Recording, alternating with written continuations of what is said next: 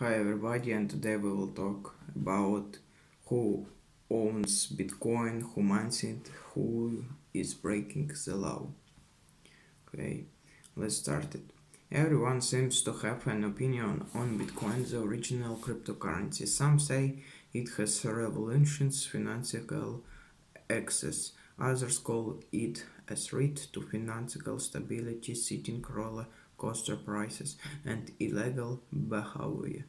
But no matter what you think of Bitcoin, interest in it is higher than ever. Bitcoin was the first cryptocurrency and it's still the biggest today with the highest market cap, almost $1 trillion now, said Anthony Sor, a professor of finance and entrepreneurship at Mid Sloan. It's basically bigger than the next biggest 10 cryptocurrencies combined, despite being in existence for more than 10 years. There are still many open questions surrounding Bitcoin, from the identity of its biggest investors and the location of Bitcoin miners to the structure of the blockchain ecosystem that underlies the cryptocurrency. Amid calls from industry participants for even wider Bitcoin adoption, either as a public investment vehicle or legal tender.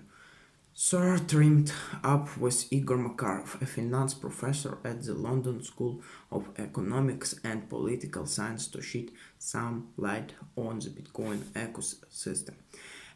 A better understanding of the Bitcoin network and its participants should be the basis for any decisions about how to integrate these new cryptocurrencies into the traditional financial system. The pair write in their new working paper Blockchain Analysis of the Bitcoin Market. Analyzing the Bitcoin network. Bitcoin and other cryptocurrencies offer a decentralized system of payments and store of value outside the traditional nexus of governments currently. The blockchain technology that underlies Bitcoin replaces the reliance on a few centralized record keepers, such as banks or credit card networks, with a large set of decentralized and anonymous agents. A typical Bitcoin transaction contains a list of senders and recipients represented by pseudonymous addresses, the number of Bitcoin sent and received, and a timestamp of the transaction. Sora and Makarov used public and proprietary sources to link Bitcoin addresses to real entities to build a database documenting the evolution of the Bitcoin market from 2015 to 2021. They download blockchain data using the open source software Bitcoin Core and used the block-key analysis tool to parse raw data into individual transactions. The researchers then developed algorithms that used the semi-public nature of the Bitcoin blockchain to extract information about the behavior of Bitcoin's market participants. Doing so allowed them to analyze transaction volume and the network structure of the main participants on the Bitcoin blockchain, document the concentration and regional composition of miners, the people who verify the legitimacy of Bitcoin transactions, analyze the ownership concentration of the largest holders of Bitcoin. While the research itself is specific to Bitcoin, somewhat the authors find also applies to other cryptocurrencies. Here's what they learned. First, illegal transactions are a small percentage of overall Bitcoin activity.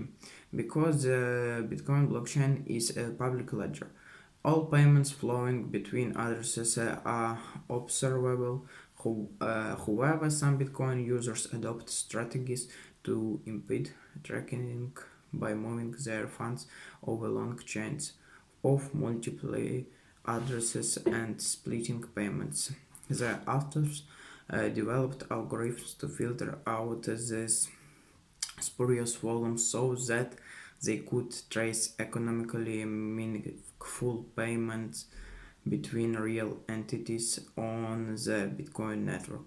In doing so, the authors found that about 80% of Bitcoin volume in an average week can be traced to exchange from Kraken to Coinbase.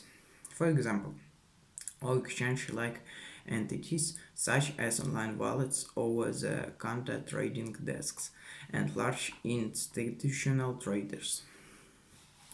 While many have worried that Bitcoin's price has been supered by illegal transactions, Shore said illegal activity is just a small fraction, 3% by the researchers' estimation of what actually goes on in the Bitcoin blockchain. This doesn't mean that illegal activity isn't problematic, Shore said. It's just saying that demand for illegal activity cannot be supporting the Bitcoin price because it's such a tiny fraction of what actually goes on in the blockchain. Second, Bitcoin ownership is concentrating among the rich.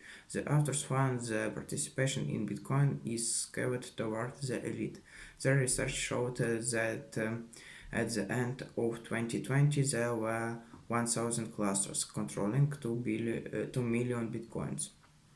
The address clustered addresses so that all addresses that send bitcoins in any single transaction were redeemed to belong to the same entity. Shore said this often happens for the sole purpose of obfuscating the origin of funds.